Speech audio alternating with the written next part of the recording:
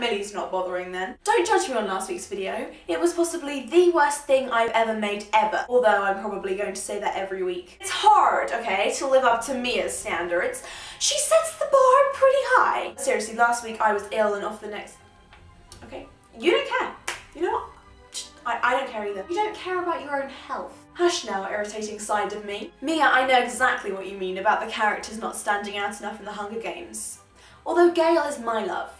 Just saying. Also, I had Twilight days where I thought Twilight was the best thing since the Bible, and I just thought it was amazing. And it was possibly either watching Naramon reads Twilight or just coming to my senses that made those days end very quickly. I didn't realise we put a limit on 3 characters. I didn't realise that was a thing we'd done. So let's bend the rules slightly, and by slightly I mean all the way. Let us begin. Luna Lovegood, without a doubt. I mean, really, need I say more? She's such a fantastic character, and she says Nargles in such an amazing way, and she reads a magazine called Quibbler upside down. What is there not to love? I went through a stage where I tried to read everything upside down. I now realise it's best left to the Lovegoods. Then of course the classic Sherlock Holmes, especially the way Benedict Cumberbatch plays him. So I'd like to meet him in Benedict Cumberbatch form. I just love his thought processes and his little observations of people. I just...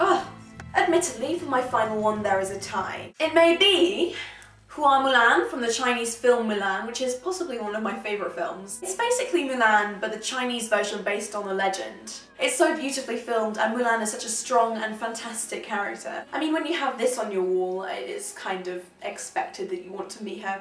In fairness, it was painted for me by my amazing friend Sophie, so cheers, Soph. That wasn't sarcastic, that was a genuine thank you. Or Cassia from Matched.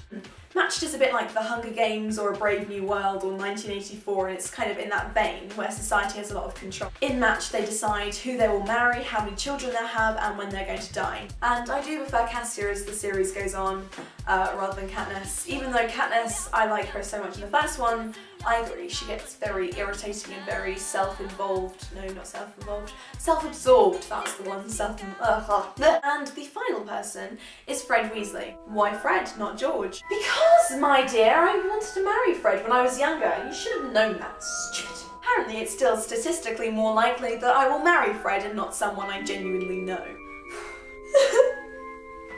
How can you marry him if he's not real? He's real to me. But he's dead. Only in the 7th book. If you decide just to read up to 6, you'll find he's still alive. Slight spoiler there. Why someone else from Harry Potter? Why not? As it happens, Fred wasn't the only fictional character I used to want to marry. I also wanted to marry Fireman Sam.